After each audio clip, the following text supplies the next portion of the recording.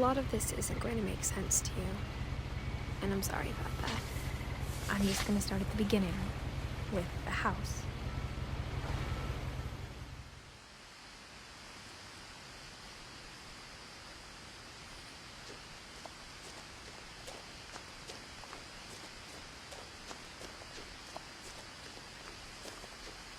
I lived here until I was 11, but I wasn't allowed inside half the rooms.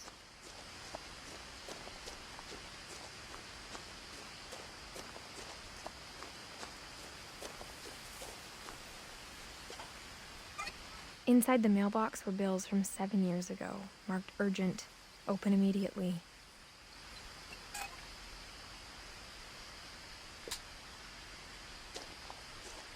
I hadn't been back since my brother Lewis's funeral.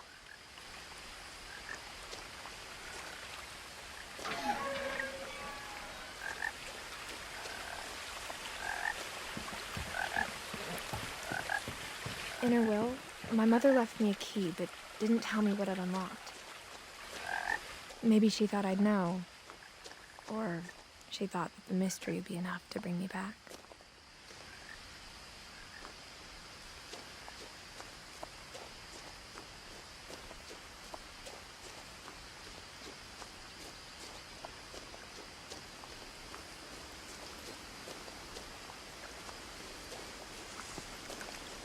The truth is, even after I inherited the house, I never thought I'd come back to it. But now I had questions about my family that only the house knew the answers to.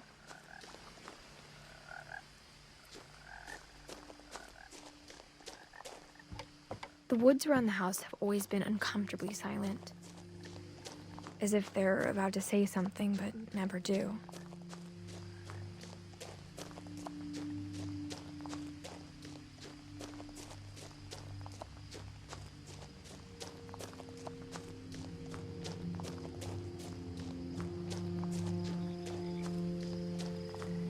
The house was exactly like I remembered it, the way I'd been dreaming about it.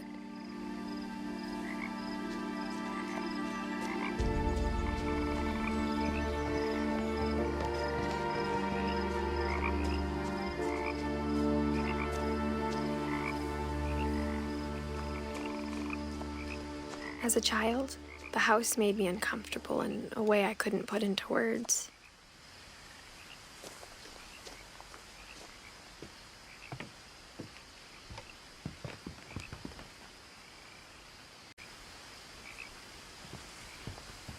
Now, as a 17-year-old, I knew exactly what those words were.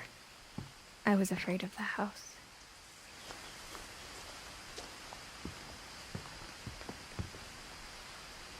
I hoped the key might unlock the front door. It didn't.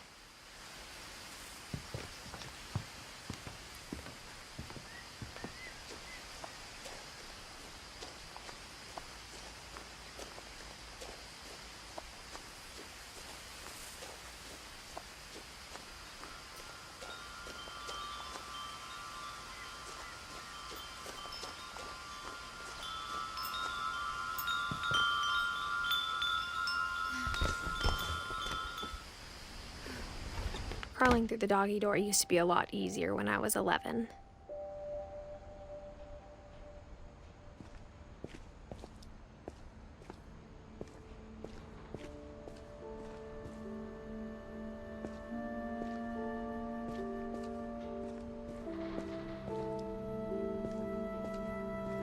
For the first time in years, I felt like I was home.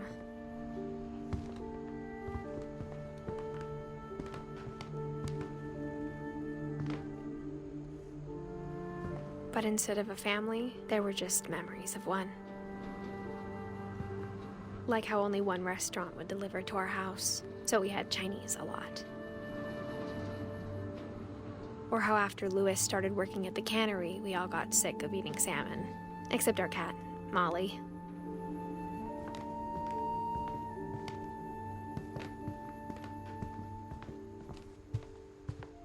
The table was still a wreck from the night we left. It was like a bomb had gone off, killing everyone but sparing the furniture.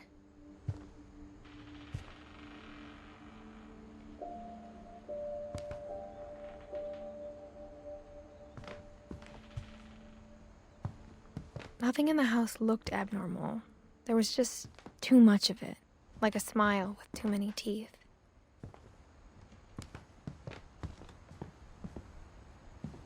Mom always told me to stay out of the basement, so I wasn't too surprised when the key didn't fit.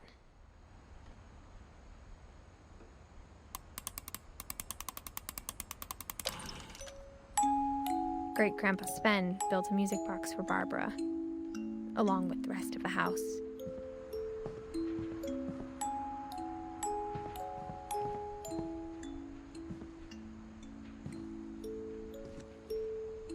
After Milton disappeared, Mom sealed up all the bedrooms. Then Edie retaliated and drilled peepholes.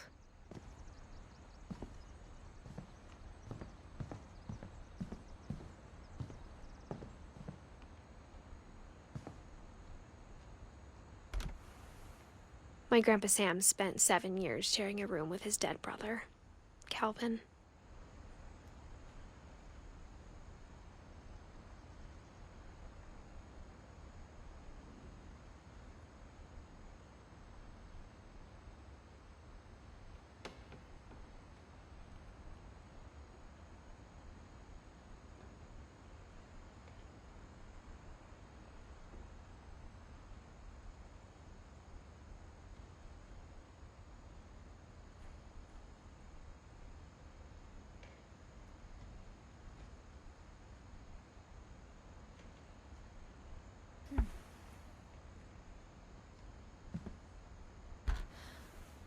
As a kid, I just assumed every house had peepholes and sealed rooms you weren't allowed inside of.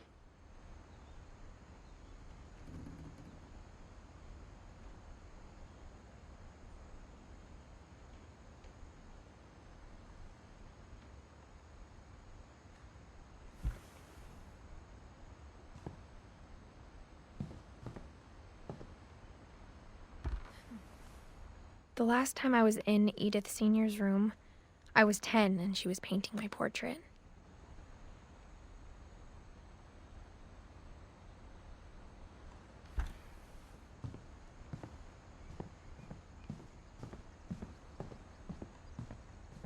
Whenever people ask me about my family, the first thing they always want to know about is Barbara.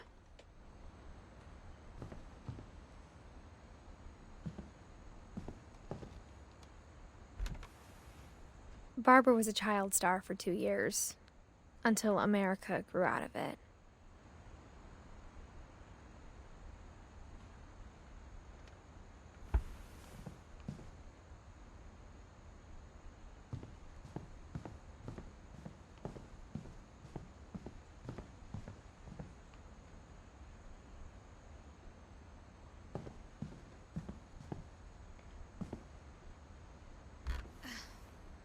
Molly always seemed like a girl I could imagine being friends with, if she hadn't died in 1947.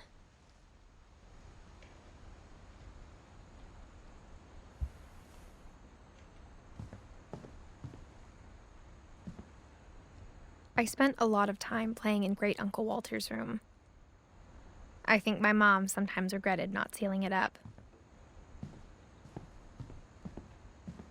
Lewis told me there were secret passages, but I never believed him.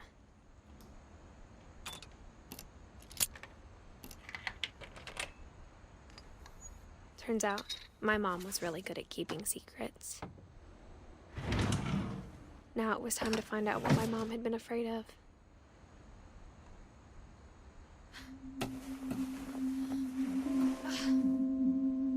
From the paintings on the wall, it was clear my brother Milton had been here before me. Reading this, maybe it sounds like I had a plan, but I had no idea what was behind that door.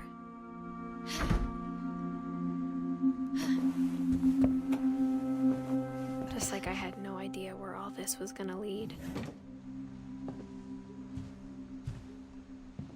I grew up looking at Molly's room through the peephole. Molly's gerbil had a tiny bedroom with its own even tinier gerbil cage. Being inside for the first time, I felt like I'd stepped behind a painting.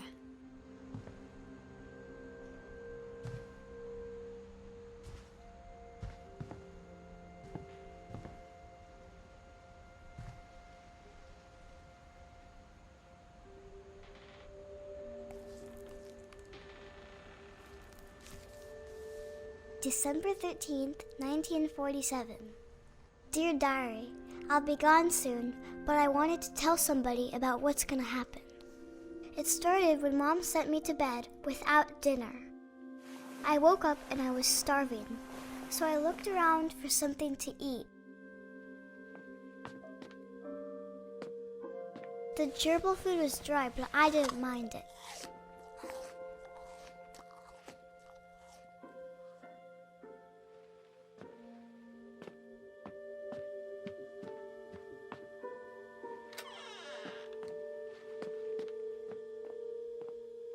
I kept eating and eating.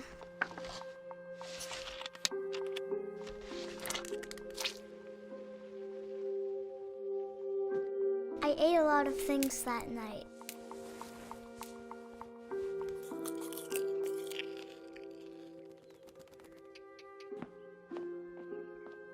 Then I heard chirping outside my window.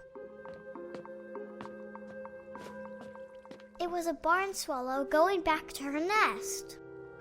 I reached out for her.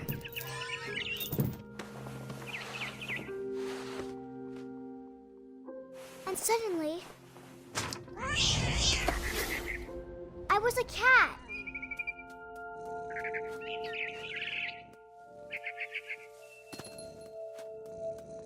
I tried to be quiet, but the bird was really scared.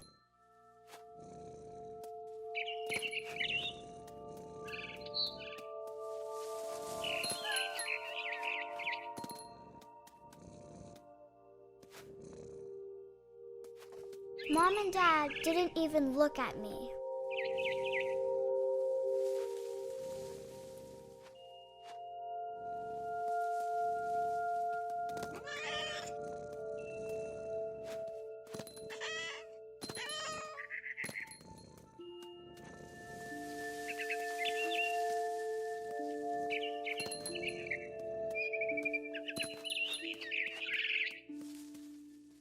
I jumped and I almost got her.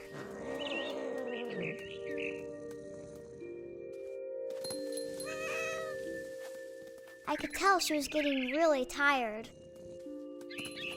Now I was up in the big tree.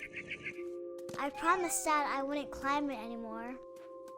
All I cared about was eating that mama bird. I gobbled her up. And suddenly, I was an owl. First, all I heard was the wind. Then I heard little teeth nibbling in the grass.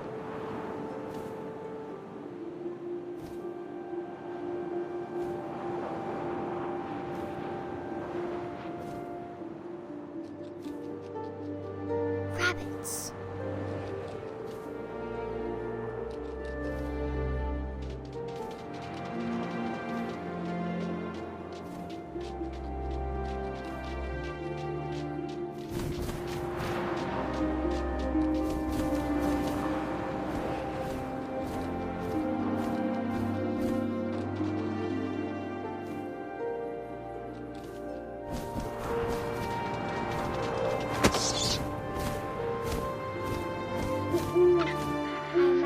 His face looking up and seeing mine through my talons.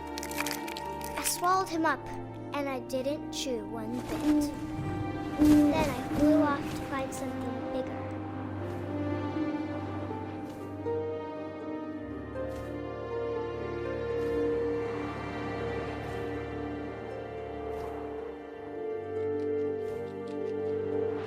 A mama rabbit.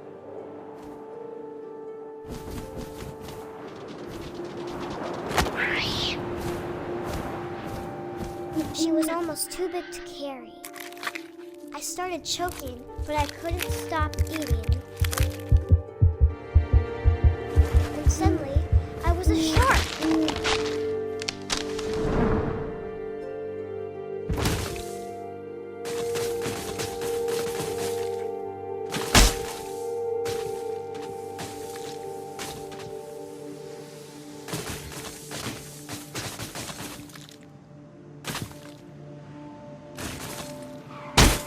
I rolled off a cliff and into the ocean. Now, I was hungrier than ever.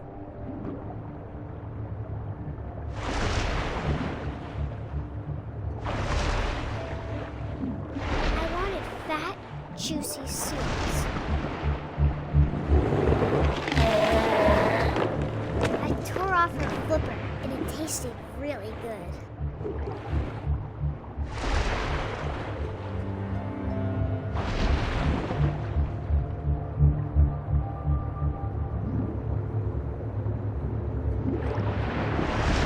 I grabbed on tight, but I was so hungry, I jumped out of the water. When I opened my eyes, everything had changed.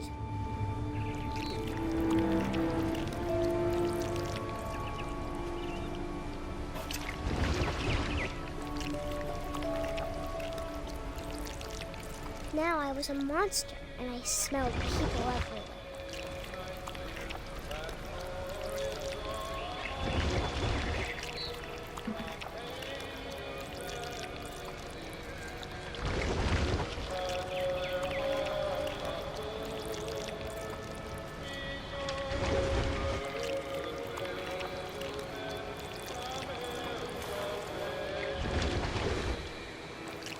I was big, but I moved real quiet.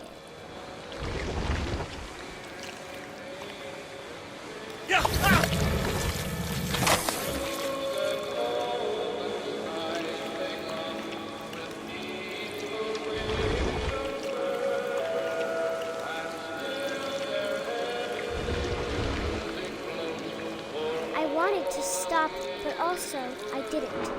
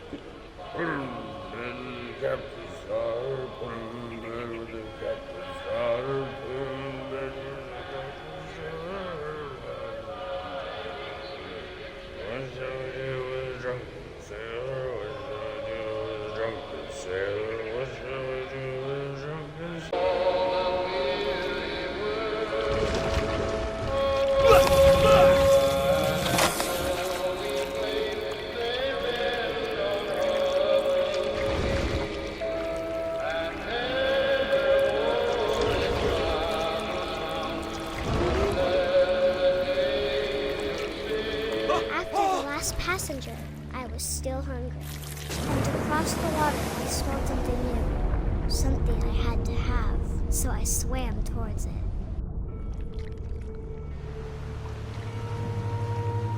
I slithered onto the sand, and the good smell went into an old pipe.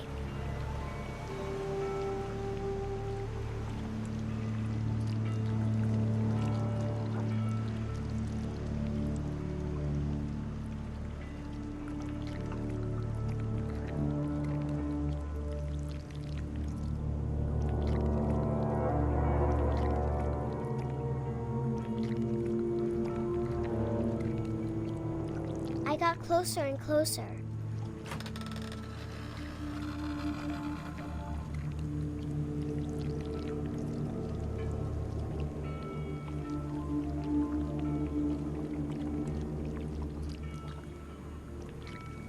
All of my stomach started growling.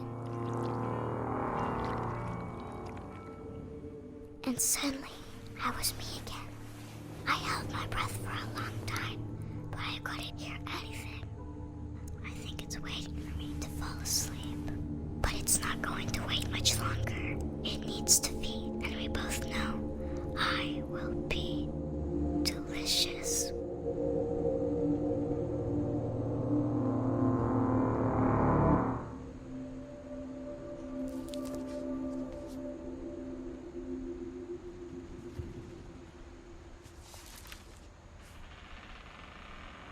I'm not sure if I believed all of that, but I'm sure Edie would have.